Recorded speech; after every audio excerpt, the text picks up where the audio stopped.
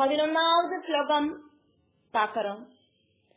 பிராணாயாமைஹி தேஹதோஷான் பிராணாயாமைர் தேஹதோஷான் தாரணாபிஹி ச கில்பிஷான் தாரணாபிச்ச கில்பிஷான் பிரத்யாஹாரேன சம்சர்கான் தியானேன அனீஸ்வரான் குணான் பிராணாயாமைர்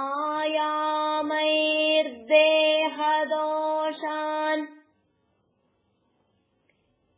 தாரணாபிச்ச கில்பிஷான் பிரத்யாஹாரேன சம்சர்கான் தியானேனானீஸ்வரான் குணான். பரிசுத்தமான ஸ்தானத்துல உட்கார்ந்துட்டு சொஸ்திகாசனத்துல நிவர்ந்து உட்கார்ந்துட்டு அதுக்கப்புறமா பிராணாயாமம் செஞ்சு சித்தத்தை சுத்தமாக்கணும் அப்படின்னு சொன்னார். இப்படி பிராணனை கண்ட்ரோல் பண்ணின யோகியோடு சித்தம் ரொம்ப ரொம்ப சீக்கிரமா காட்சி ஊதின லோகம் மாதிரி அழுக்கில்லாம நிர்மலமாயி தீரறது அப்படின்னு சொன்னார். பிராணாயாமத்தால தேக சம்பந்தமா இருக்கிற திரிதோஷங்களை தாரணையால பாபங்களை பிரத்யாகாரத்தால சங்கதோஷங்களை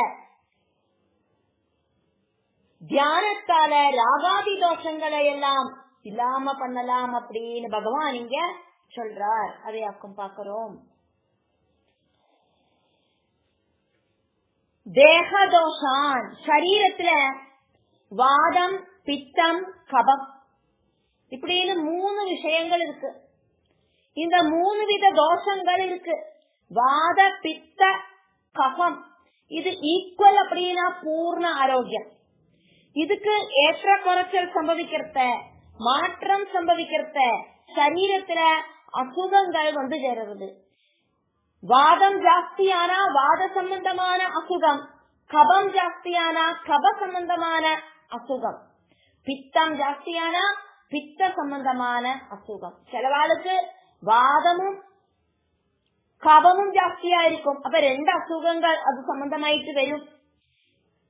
இப்படி இந்த சரீர தோஷங்கள் அப்படிங்கறது கூடியும் இந்த பிராணாயாமம் வழியா இல்லாம போயிடும் அப்படின்னு பகவான் சொல்றார்.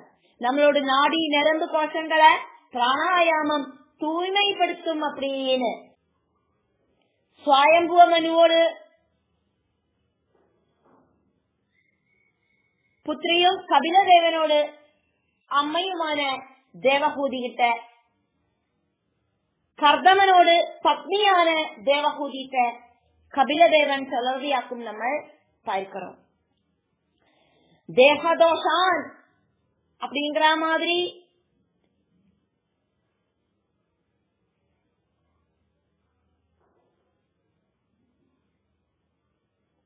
தஹீர் தோஷான் அப்படின்னு அர்த்தம் எடுத்துட்டானா பிராணாயாமத்தால மனசோடு ரஜோதமோ தோஷங்களை இல்லாம பண்ணலாம் அப்படின்னு அர்த்தம். சரீரத்தோடு 3 தோஷங்களை வாத பித்த கப தோஷங்களை இல்லாம பண்ணலாம் அப்படின்னு பகவான் சொல்றார். தாரணாபிகி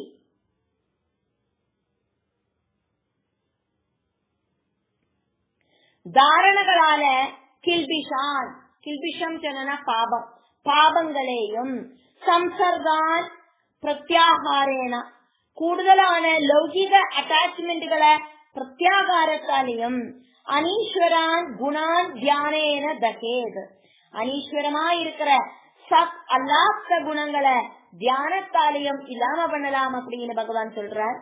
பிராணாயாமம் தாரணம் பிரத்யாகாரம் தியானம் இதனோடதெல்லாம் முக்கியத்துவத்தை பகவான் சொல்றார்.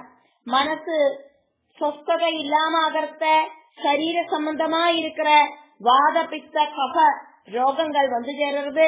அதனாலயாக்கும் டாக்டர்ஸ் நோயாளிகிட்ட டென்ஷன் இல்லாத அவஸ்தையில வாழுங்கோம் அப்படின்னு சொல்றது.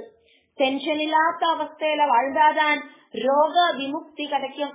എത്ര മാത്രം എടുത്തിട്ടും എത്ര മരുന്നുകൾ കഴിച്ചിട്ടും ഒന്നും ഒരു കാര്യവുമില്ല. ടെൻഷൻ ഫ്രീ ആയില്ല. இந்த மருந்துகளൊന്നും சரீரத்துல மாற்றத்தை உண்டாக்காது. மனக்ஷோபம் காரணம் பல பல பவிஷ்யத்துகளும் உண்டாகும். சந்தோஷம் துக்கம் இப்படிங்கிறது சமபாவனையில உண்டாகணும். சந்தோஷம் கூடினாலும் அதே மாதிரி துக்கம் அப்படிங்கிற அவஸ்தை கூடினாலும் மனசுல உயர்ந்த அளவுல அலைகள் உண்டாகும். சந்தோஷத்தோடு உச்சஸ்தாயில ஹார்ட்டுக்கு ஸ்தம்பனாவஸ்தை வந்து சேரறதுக்கான வழிபாடு இருக்கு. அதனால ஹார்ட் பேஷண்ட்ஸ் கிட்ட எல்லாம் ரொம்ப ரொம்ப குஷி தர விஷயங்களை ஒன்னும் சொல்லப்படாது, ரொம்ப ரொம்ப சங்கடம் இருக்கிற விஷயங்களை ஒன்னும் சொல்லப்படாது அப்படின்னு டாக்டர்ஸ் சொல்றா. சந்தோஷம் துக்கம் டென்ஷன் இப்படி இருக்கிற அவஸ்தையில நமக்குள்ள பல விதத்துல இருக்கிற என்சைம்கள் ப்ரொடியூஸ் ஆகிறது. சாப்பிட்ட உணவுப் பொருள்களோடு தகன அவஸ்தைய இந்த என்சைம்கள் எஃபெக்ட் பண்ணும். தகனம் ശരിക്ക് നടക്കലേ அப்படின்னாக்கா அஜீர்ணத்தால வாயு ஸ்தம்பனம் உண்டாகும். பல பல ரோகங்கள் வந்து சேரும். மோஷன் அப்படிங்கிற சரீர பிரக்ரியை ശരിக்கு நடக்கலை அப்படின்னாக்கா வாத பித்த கஃப ரோகங்கள் வந்து சேரும். மானசிகமான அப்நார்மாலிட்டி வழி ശരീര അസുഖങ്ങൾ വന്നു ചേരും. ടെൻഷൻ കൂടർത്ത പല പല വിട്ടുമാറാതെ നോയികളെ വന്നു ചേർന്നോടും.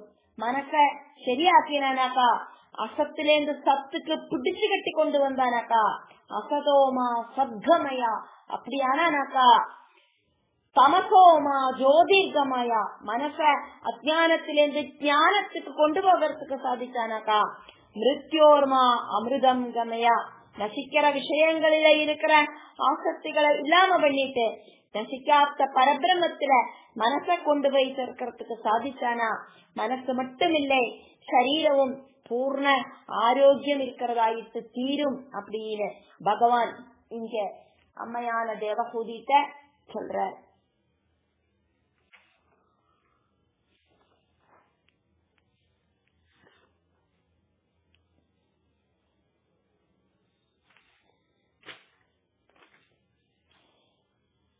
ஒர்க் பண்ற கம்பெனியில ஆனாலும் நண்பர்களோடு கூட ஆனாலும் குடும்பத்தில ஆனாலும் சொசைட்டியில ஆனாலும் மனசு அப்படிங்கிறது நேரான வழியில சஞ்சரிச்சா மட்டும்தான் குடும்பம் சொசைட்டி ஒர்க் பண்ற கம்பெனி கூட இருக்கிற நண்பர்கள் அத்தனை பேரும் நன்னாதான். ஒரு கிளாக்ல சின்ன முள்ளு இருக்கு பெரிய முள்ளு இருக்கு. அது சுற்றி சஞ்சரிக்கிறதுக்காகவே நமக்கு டைம் அப்படிங்கறது மூவ் ஆகிறது. அதை நம்ம தெரிஞ்சுக்கிறோம். அந்த மூவ் கரெக்டான டைரக்ஷன்ல இல்லை அப்படின்னா டைம் அப்படிங்கறது கரெக்டான டைம் காட்டாது, ராங் டைம் தான் காட்டும். அதே மாதிரி நம்மளோட மனசோட மூவ்மெண்ட் கரெக்ட் வேயில ஆயிருக்கணும். சுக துக்க மிஸ்ரிதமாக்கும் நம்மளோட வாழ்க்கை. நமக்கு நாமே சத்ருவாகலாம், நமக்கு நாமே மித்திரமாகலாம். மனசாக்கும் நம்மள அதுக்கு கொண்டு போய் சேர்க்கிறது. மனச நேர்வழி நடத்துறதுக்காக்கும் பிராணாயாமம் ஹெல்ப் பண்றது. மனசுல இச்சாசக்திய ரொப்பணம், பிரெயினில ஞான சக்திய ரொப்பணம், சரீரத்துல கிரியாசக்திய ரொப்பணம். இச்சாசக்தி ஞான சக்தி கிரியாசக்தி இது லைஃப் லாங் எனர்ஜெட்டிக் ஆயிட்டு இருக்கணும். ஓரோ சுவாச உச்சுவாசம் முடியறதையும் நம்ம மரணத்துக்கிட்ட போயிட்டு இருக்கோம் அப்படிங்கிற எண்ணம் நமக்கு உண்டாகணும். 100 வருஷம் முன்னால நம்ம இந்த ரூபத்துல இந்த பூமியில இருக்கலை. அடுத்து வர 100 வருஷம் கழிஞ்சானாக்கா நம்ம இந்த பூமியில இருக்க மாட்டோம். இப்ப இருக்கிறது மட்டும்தான் நிஜமான அவஸ்தை. இந்த பிரகிருதிய மாதிரி நம்மளும் மாற்றங்களுக்கு மாற்றம் ஜனனா மிருத்யு அப்படின்னு அர்த்தம். மிருத்யுவுக்கு அடிபணிஞ்சவாளாக்கும், மிருத்யுவோடு கண்ட்ரோல்லியாக்கும் நம்ம இருக்கோம். இனி எத்தனை காலம் இந்த நாம ரூபத்துல நம்ம இருப்போம் அப்படின்னு தெரியாது. ஜீவிக்கிற அளவுக்கு காலம் வரைக்கும் மனச அழுக்கில்லாததாயிட்டு வச்சுண்டு வாழறதுக்கு நம்மளோட பூர்வீகர்கள் எல்லாம் நம்மளோட 500 தலைமுறைகளுக்கு முன்னாலேயே சொல்லி வச்ச விஷயங்களைத்தான் இங்க பகவான் கபிலமூர்த்தி அம்மையான தேவகூதிக்கு சொல்றத நம்ம பார்த்துட்டு இருக்கோம். 18 புராணங்கள் இருக்கு, 18 உபபுராணங்கள் இருக்கு. அதுல நிறைய பகவல் கதைகள், பகவல் பக்தர்களோட கதைகள் எல்லாம் இருக்கு. அதெல்லாம் வழி நம்மளோட மனச பாசிட்டிவாக்கலாம். அகங்காரம், துக்கம், வலி, தாழ்வு மனப்பான்மை, தடங்கள், பயம், அகங்காரம் இதெல்லாம் இல்லாம போயிடும். பகவல் கதைகள் இதுக்கு பிரயோஜனப்படுத்தலாம். கதைகளிலேந்து தத்துவார்த்தத்தை புரிஞ்சுண்டு மனச கிளீன் ஆக்கலாம். பகவத் கதைகளுக்கு நம்மளோட வாழ்க்கையில மாற்றம் இருக்கிறதுக்கான இன்ஃப்ளூயன்ஸ் இருக்கு. அந்த கதையில மெசேஜ்களை எடுத்து மனச பாசிட்டிவ் ஆக்கினா கர்மம் பாசிட்டிவ் ஆகும். மனசும் சிந்தையும் கர்மவும் பாசிட்டிவ் ஆனாக்கா கர்ம பலவும் கர்மத்தோடு பிரதிபலவும் பாசிட்டிவ் ஆகும். வாழ்க்கை சொர்க்க துல்லியமாகும். இந்த பூமியிலேயே சொர்க்க துல்லியமான வாழ்க்கையை நமக்கு வாழறதுக்கு சாதிக்கும். சிரிக்கிறதுக்கும் சந்தோஷப்படுறதுக்கும் அபிமானிக்கிறதுக்கும் அடுத்த வாழ அப்ரிசியேட் செய்யறதுக்கும் சாட்டிஸ்பாக்சன் ஆயிட்டு வாழறதுக்கும் சாதிக்கும். சின்ன வயசுலயே நம்மளோட மனச நேர்வழிக்கு நயிக்கிறதுக்கு குழந்தைகளை படிப்பிக்கணும். இச்சாசக்தி உண்டாக்குறதுக்கு பகவத் கதைகளை கேட்கணும், குழந்தைகளை படிப்பிக்கணும். மகாபாரதம் கதைகளில சொல்லுற நெகட்டிவ் விஷயங்களை அவாய்ட் பண்ணணும். திருதராஷ்டிர மாதிரி ஆகக்கூடாது அப்படின்னு மகாபாரதத்தை தெரிஞ்சுட்டு நம்ம படிக்கணும். காந்தாரிய மாதிரி கண்ணை கட்டிண்டு நடக்க கூடாது அப்படின்னு, துரியோதன மாதிரி அகங்காரத்தோடு கூடி வாழக்கூடாது அப்படின்னு படிக்கணும். தர்மபுத்திரர் சத்தியவான அக்கும்னா கூடியும் தர்மபுத்திர மாதிரி மனைவிய பணயம் வச்சு சூது விளையாடக்கூடாது அப்படின்னு படிக்கணும். சகோதர வாக்கியம் கேட்கறதுக்கு படிக்கணும். தவறுகளை சுட்டி காட்டுறதுக்கு ஆருக்கும் அனுமதி கொடுக்கணும். குரு நிந்தை செய்யக்கூடாது அப்படிங்கறத படிக்கணும். தவறு செய்யறவாளுக்கு சப்போர்ட் செய்யக்கூடாது அப்படின்னு மகாபாரதத்தை படிச்சு நம்ம தெரிஞ்சுக்கணும். இப்படி எத்தனையோ விஷயங்கள் இருக்கு. விதுரர மாதிரி நியாய தர்மங்களுக்கு கட்டுப்பட்டு ராஜ்யத்தை உபேட்சிக்கிறதுக்கு சொகுசு வாழ்க்கைய வேண்டான்னு வச்சுட்டு வனவாசம் போகிறதுக்கான அந்த ஸ்ட்ராங் மனசு உண்டாகணும் அப்படிங்கறத படிக்கணும். அண்ணாவான திருதராஷ்டிரருக்கு தம்பியான விதுரர் நிறைய ஸ்லோகங்கள் வழி நியாய உபதேசங்கள் கொடுக்கறத நம்ம பார்க்கலாம். விதுரர மாதிரி சத்தியனிஷ்டமாயிட்டு வாழறதுக்கு படிக்கணும். பீஷ்மர மாதிரி தர்மம் தெரியும்னா கூடியும் அதர்மத்துக்கு சப்போர்ட் செய்யாம இருக்கிறதுக்கு படிக்கணும். செய்யேண்டதும் செய்யக்கூடாததுமான விஷயங்களையாக்கும் நம்ம இந்த புராணங்கள் வழி படிக்கிறோம். நம்மளோட புத்திய பாசிட்டிவ் ஆக்கிற தத்துவார்த்தங்களை மகாபாரத கதையிலிருந்து எடுத்துக்கணும். புத்தியையும் மனசையும் தளர்த்தற ஒன்னும் மகாபாரதத்தில இருக்கிற கதைகளிலிருந்து நம்ம ரிசீவ் செய்யாம இருக்கிறதுக்கு படிக்கணும். இந்த பிரகிருதியில பிளஸ் மைனஸ் அப்படின்னு நிறைய விஷயங்கள் இருக்கு. எதெல்லாம் ஆக்குமோ நமக்கு பாசிட்டிவ் எனர்ஜி தருது அதை மட்டுமே ரிசீவ் பண்ணிட்டு நெகட்டிவ் எனர்ஜி கொடுக்கறத ரிஜெக்ட் பண்றதுக்கு படிக்கணும் அப்படின்னாக்கும் இந்த மகாபாரத கதை நம்மள படிப்பிக்கிறது. இப்படி புராண இதிகாசங்களில பாசிட்டிவ் நெகட்டிவ் செப்பரேட் செஞ்சு ஜெலிச்சு ஸ்புடம் செஞ்சு நம்மளோட மனசுல பாசிட்டிவ் எனர்ஜிய ரொப்பணும். என்னவாக்கும் ரிசீவ் செய்யணும், என்னவாக்கும் ரிஜெக்ட் செய்யணும் அப்படிங்கறத தெரிஞ்சுக்கணும். தத்துவ அர்த்தங்களை புரிஞ்சுக்கணும். ஏதாக்கும் ரிசீவ் செய்ய கூடாதது அப்படிங்கிற விதிய தெரிஞ்சுக்கணும். ஏதாக்கும் ரிசீவ் செய்யணும் அப்படிங்கிற விதிய தெரிஞ்சுக்கணும். ஏதாக்கும் ரிசீவ் செய்யக்கூடாது அப்படிங்கிற விதி நிஷேதத்தை தெரிஞ்சுக்கணும். மகாபாரதம் நெகட்டிவ் விஷயங்கள் மட்டும் இல்லை, நிறைய பாசிட்டிவ் விஷயங்களும் நம்மள படிப்பிக்கிறது அப்படிங்கறது தெரியறத எல்லா புராண இதிகாசங்கள் கிட்டையும் மனசுல இருக்கிறதுக்கு தாற்பயப்படுற ஒரு அனுபவம் நமக்கு உண்டாகும். முடிஞ்ச போன ஜீவிதம், அடுத்த ஜென்மம்,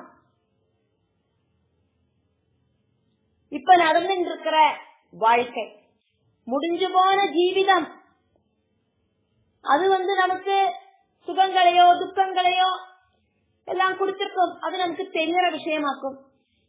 அடுத்த ஜென்மம் அப்படிங்கிறது அவ்வியக்தமாக்கும். இப்ப இருக்கிற ஜென்மம், இப்ப இருக்கிற இந்த ஜீவிதம் அப்படிங்கிறது ஸ்பஷ்டமாக்கும், கிளியரா தெரியறதாக்கும். இப்படி இருக்கிற இந்த ஜீவிதத்தை யூஸ்ஃபுல் ஆயிட்டு, ஃப்ரூட்ஃபுல் ஆயிட்டு, பர்பஸ்ஃபுல் ஆயிட்டு, மீனிங்ஃபுல் ஆயிட்டு ஆக்கிறதுக்கான இச்சாசக்தி பகவத் கதைகள் வழி உண்டாக்கி எடுக்கணும். பரமாத்மாவுமாயிட்டு ஒரு ஆத்ம பந்தமாக்கும் பகவத் கதாசிரவணம் அப்படின்னு சொல்றது. ஈஸ்வர விசாரத்தோடு கூட கர்மம் செய்யறதுக்கான இச்சாசக்தி மனசுக்கு உண்டாக்குறதுக்காயிட்டு பிராணாயாமம் அப்படிங்கறது மஸ்ட்ஃபுல். சஞ்சல மனச கண்ட்ரோல் பண்ணலாம். தாரண வழி பாவங்களை இல்லாம பண்ணலாம் அப்படின்னு பார்த்தோமே. பகவத் ரூபத்தை மனசுல தியானிச்சு ஜெயிப்பிக்கிறதுக்கு உள்ள சிரமமாக்கும் தாரணை. பகவானுக்கு ஏதாவது ஒரு ரூபத்தை கொடுத்துண்டு ஆலில கண்ணனாயிட்டோ, சந்தன கண்ணனாயிட்டோ, சதுர்பாகுவாயிட்டோ, காளியமர்தன கண்ணனாயிட்டோ ஏதாவது ஒரு ரூபத்தை கொடுத்துண்டு பகவானோட பாதம் முதலுக்கு கேசம் வரைக்கி, அப்படி இல்லைன்னா கேசம் முதலுக்கு பாதம் வரைக்கி, பாதாதி கேசம் அப்படி இல்லைன்னா கேசாதிபாதம் மனசுல உறப்பிக்கிறதாக்கும் தாரணை அப்படிங்கிறது. தாரணை அப்படிங்கிறது பாவங்களை இல்லாம பண்ணும். ஈஸ்வர கதாசிரவணம் வழி ஈஸ்வர சிந்தனை மனசுல உறச்சாத்தான் தாரணை அப்படிங்கிறது சாத்தியமாகும். இந்திரியங்களை பிரகிருதி விஷயங்களிலிருந்து ஹிருதயத்துக்கு பிரிச்சு பிடிக்கலாக்கும் பிரத்யாகாரம். இது வழி பிரகிருதியுமாய் இருக்கிற அட்டாச்மெண்ட் அப்படிங்கிற சம்சர்க தோஷம் இல்லாமாகும். தியானத்தால அஜ்ஞான குணங்களை, ஈஸ்வர உபாசனைக்கு தடசமான ஷட் விகாரங்களை, ரஜோதமோ குணங்களை இல்லாம பண்ணலாம் அப்படின்னு பகவான் சொல்றார். நிரந்தரமான பிரயத்னத்தாலேயாக்கும் இது சாதிக்கிறது அப்படிங்கறத அம்மையான தேவகூதிக்கு பகவான் எடுத்து சொல்றார்.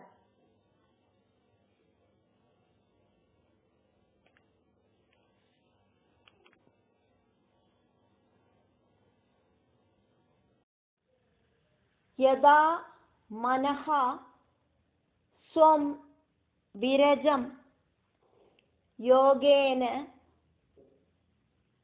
சுசமாஹிதம். யதா மனஸ்வம் விரஜம் யோகேன சுசமாஹிதம் காஷ்டாம் பகவதஹ த்யாயேத். காஷ்டாம் பகவதோ த்யாயேத். ஸ்வநாச அக்ர அவலோகனஹ. ஸ்வநாசாக்ராவலோகன. யதா மனஸ்வம் விரஜம் யோகேன சுசமாஹிதம் காஷ்டாம் பகவதோ த்யாயேத். ஸ்வநாசாக்ராவலோகன. இப்படியாக சித்தஸ்திரரை கைவந்த யோகி நாசாகிர திருஷ்டியோடு கூடிட்டு மூக்கோடு எண்டில கண் பார்வைய வச்சுண்டு பகவத் ஸ்வரூபத்தை தியானிக்கணும் அப்படின்னு இந்த ஸ்லோகம். யமம், நியமம், ஆசனம், பிராணாயாமம், பிரத்யாகாரம், தாரண, தியானம், சமாதி இப்படி இருக்கிற அஷ்டாங்க யோக அங்கங்களை அம்மையான தேவகூதிக்கு பகவான் வர்ணிச்சதை நம்ம பார்த்தோம்.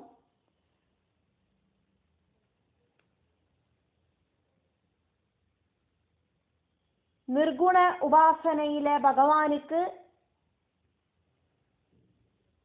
ரூபம் கொடுக்காதக்கு பரமாத்மாவில மனச கான்சன்ட்ரேட் பண்றதாக்கும் நிர்குண உபாசனை. நிர்குண உபாசனை அப்படிங்கிறது கடினமாக்கும். சகுண உபாசனை அப்படிங்கிறது ஈஸியாக்கும். பகவான் கபிலன் அம்மாவுக்கு சகுண உபாசனை வழி நிர்குண உபாசனைய சொல்லித்தரதையாக்கும் நம்ம பார்க்கிறோம். பகவானோடு வசனம் வழியா வார்த்தைகள் வழியா நம்மளும் அதை தெரிஞ்சுக்கிறோம். சாங்கிய சாஸ்திர பண்டித பிரபுவாக்கும் கபிலதேவன் 1 2 3 4 இப்படி இருக்கிற எண்ணிக்கையால நிறைய எண்ணிக்கைகளால சாஸ்திர தத்துவங்களை பகவத் தத்துவங்களை நமக்கு சொல்லித்தரார் பகவான். பிராணனை ஜெயிச்சு பிராணஜயம் கிடைச்ச யோகியோடு விடாமுயற்சி காரணமாயிட்டு மனஹா விரஜம் சியாத், மனசு ரஜோகுணத்திலேருந்து விடுபடும்.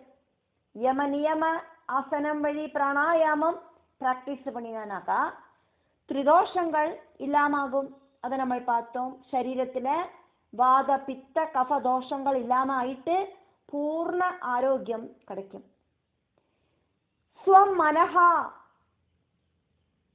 யோக அபியாசங்கள் நடத்துறவனோடு மனசு, யோகியோடு மனசு அப்படிங்கிறது தாரணையால மனசுல இருக்கிற பாபங்களும் பிரத்யாகாரத்தால சம்சர்க தோஷமும் இல்லாமாகும்.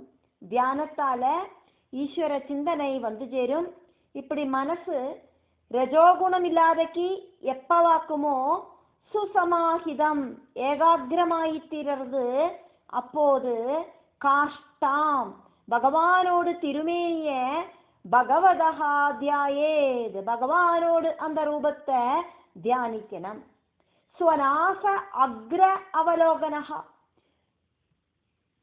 தியானம் பண்ணுறவரோடு மூக்கோடு அக்ரபாகத்தை பார்த்துண்டு தியானம் பண்ண, கண்ணு கொஞ்சமா திறந்துண்டு அந்த மூக்கோடு அக்ரபாகத்துல திருஷ்டிய உறப்பிச்சு தியானிக்கணும். இங்க மூக்க பார்க்கணும் அப்படின்னு ஒன்றும் சொல்லலை. கண்களை திறந்து பிடிச்சானா இந்த பிரபஞ்ச விஷயங்களை பார்த்து நம்மளோட மனசுல அந்த பல விஷயங்களும் ஏறி வரும். அதனால கண்களை அடைச்சு பிடிச்சு பகவத் ரூபத்தை தியானிக்கணும் அப்படின்னு சொல்றதுக்காக்கும் இங்க நாசாகிரத்தை பார்க்கணும் அப்படின்னு சொன்னது. மூக்க பார்த்துட்டு தியானிக்கணும் அப்படின்னு அர்த்தமாகலை. ஏகாகிரமான மனசு கைவரத்துக்காயிட்டு கொஞ்சம் மட்டும் கண்களை திறந்து அந்த மூக்கோடு அக்ரத்துல திருஷ்டிய உறப்பிச்சு நிறுத்தி தியானிக்கணும்.